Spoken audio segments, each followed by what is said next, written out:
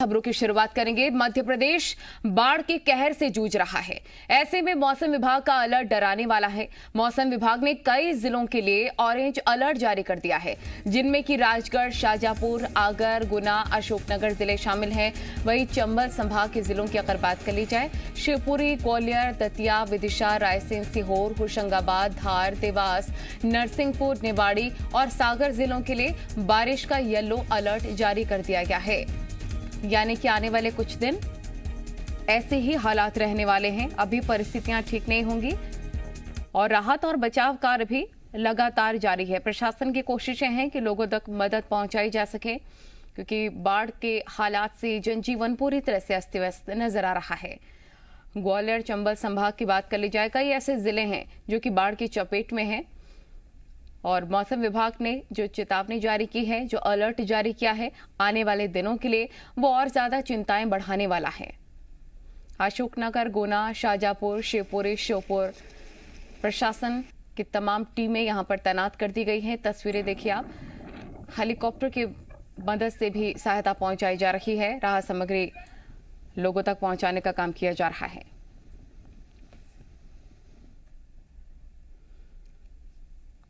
वहीं चंबल और सिंध नदी का जलस्तर लगातार खतरे के निशान से ऊपर बना हुआ है। ऐसे में भिंड में गंभीर हालात बने हुए हैं। करीब 120 गांव बाढ़ की चपेट में हैं, जबकि 25 गांव पूरी तरीके से डूब चुके हैं।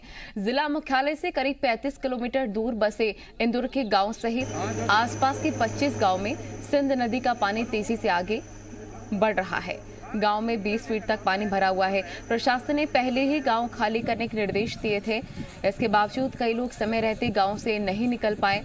बताया जा रहा है कि गांव में करीब 250 लोग फंसे हुए हैं। ऐसे में अब सेना ने मोर्चा संभाल लिया है। एनडीआरएफ, एसडीआरएफ सहित वायुसेना के हेलीकॉप्टर भी लोगों को एयरलिफ्ट करने में लगे हुए हैं। बताया जा रहा है कि सिंध नदी का जलस्तर खतरे के निशान से 12 मीटर ऊपर बह रहा है। वहीं चंबल नदी भी खतरे के निशान से 7 मीटर ऊपर बह रही है। बाढ़ में फंसे लोगों को निकालने के बाद ऊपरी इलाकों में बने स्कूलों में रुकवाया गया, जहां खाने पीने की व्यवस्था भी की जा रही है।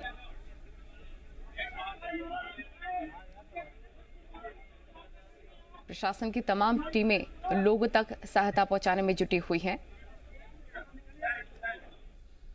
वहीं मुरैना में स्टॉप डैम पर बना की वॉल टूट गया। क्वारी नदी में उफान के चलते ये की वॉल टूटा है। 8 मीटर लंबा की वॉल नदी की तेज धारा में टूटकर बह गया।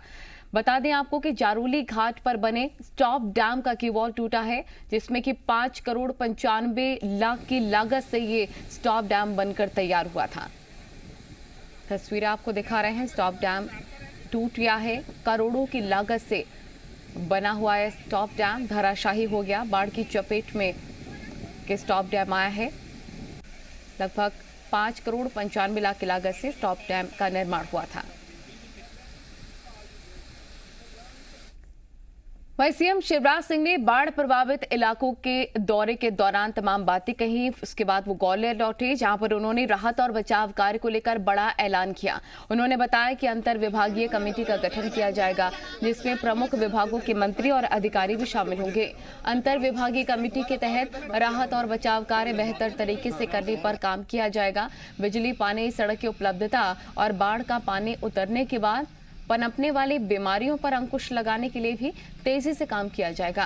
सीएम शिवराज सिंह ने आज बाढ़ प्रभावित 25 गांवों का दौरा किया और इस दौरान उन्होंने ऐलान किया कि जिन लोगों के मकान पूरी तरीके से टूट गए हैं, उनको लगभग 1,20,000 रुपए की लागत से मकान बनाकर देंगे। घर के सामने का जो नुकसान हुआ है, उसका आकलन करके राहत राशि दी जाएगी। इसके साथ ही सभी परिवारों को तत्काल आधा क्विंटल राशन दिया जाएगा, जबकि नष्ट हुई फसल का भी आकलन किया जाएगा, उसकी भी राहत राशि दी जाएगी। सीएम शिवराज सिंह ने घोषणा की, मवेशियों के मरने पर 30,000 मुआवजा, छोटे मवेशियों के मरने पर 10,000 मुआवजा और कुआं और नलकूप के लिए 25,000 राहत राशि दी जाएगी। सीएम शिवराज सिंह ने कांग्रेस के आरोपों पर कहा कि गाली देने की जगह इस समय मिलकर काम करें तो बेहतर होगा।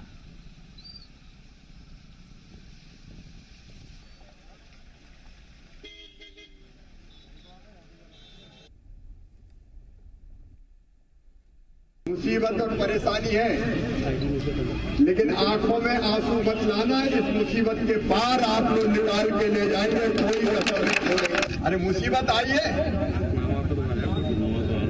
तो कोई मर थोड़ी जाए। अब काय के लिए भारतीय जनता पार्टी की सरकार है। राहत और पुनर्वास के लिए और इंफ्रास्ट्रक्चर के विकास के लिए, अधोसंरचना के विकास के लिए, सड़क, पुल, पुलियां, बिजली की व्यवस्था तत्काल बहाल करना, उसके लिए मैंने अभी रास्ते में ही सोचा कि केवल कलेक्टर नहीं, हम एक अंतर विभागीय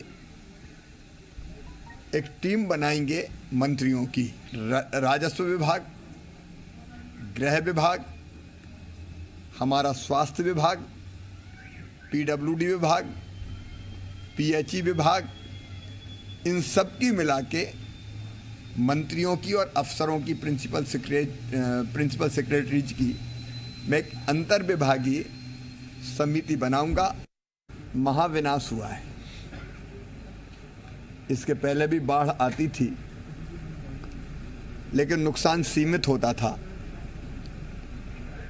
यहाँ हजारों करोड़ रुपए का, तो मैं कहूँगा चंबल ग्वालियर संभाग में हमारा इंफ्रास्ट्रक्चर ध्वस्त हो गया। पानी इतने वेग से और इतनी तेजी से आया कि बाकी चीज़ें नहीं बचा पाए सिवाय इंसान की ज़िंदगी के, कि जिनके मकान पूरी तरह से ध्वस्त हो गए हैं, चौपट हो गए हैं, पूरी तरह से टूट गए हैं, उनके मकान बनाना ज़रूरी है।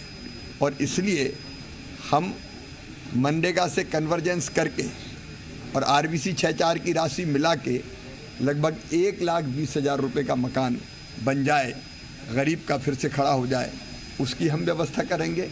सर्वे के बाद ये काम प्रारंभ करेंगे। उसके साथ ही साथ घर का अनाज, कपड़े, बर्तन, ज़रूरी चीज़ें, उनको भी नुकसान पहुंचा है, उसका भी आकलन करके उसके लिए भी कुछ राहत की राशि देने की व्यवस्था करेंगे। गाय, बैल, भैंस जो बड़े होते हैं उनके लिए भी हम 30,000 रुपये की राहत की राशि देंगे। अगर छोटे पशु होंगे तो उनके लिए, छोटे पशु का मतलब है जो बछड़ा, बछड़ी, इस तरह के, उनके लिए भी हम अलग से राहत की राशि का इंतजाम करेंगे। कुछ गरीबों ने बताया कि उनके पास बकरी थी तो उसके लिए भी 3,000 रुपये हम देंगे। और मुर्गा मुर्गी भी अगर बह गए होंगे तो 60 रुपया उसके भी देंगे। आशा ये है कि छोटा भी नुकसान हुआ तो उसका आकलन करके जनता को राहत देने की हम कोशिश करेंगे। कांग्रेस लगातार अब देखो, उसमें मुझे कोई टीका टिप्पणी नहीं करनी। मैं केवल इतना ही कहना चाहता हूँ कि गाली देने के बजाय अगर इस समय मिल के सब सहयोग करें तो ज़्यादा बेहतर होगा, और नहीं तो हम अपना काम करें। हमारे 2 रिपोर्टर तमाम जानकारी के साथ हमारे साथ जुड़ गए हैं। प्रमोद भोपाल से जुड़ गए हैं, प्रदीप हमारे साथ भिंड से जुड़ गए हैं।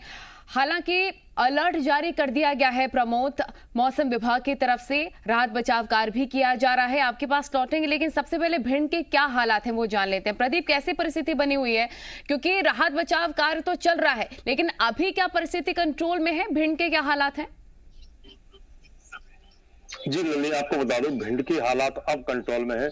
जो लोगों को गांव में बाढ़ में फंसे हुए थे, ज्यादातर लोगों को निकाल लिया गया है। कुछ लोग जो अपने गांव में ही रहना चाहते हैं, वही लोग केवल गांव में बचे हैं। ज्यादातर सेना ने रेस्क्यू करके एनडीआरएफ, एसडीआरएफ ने निकाल लिया है।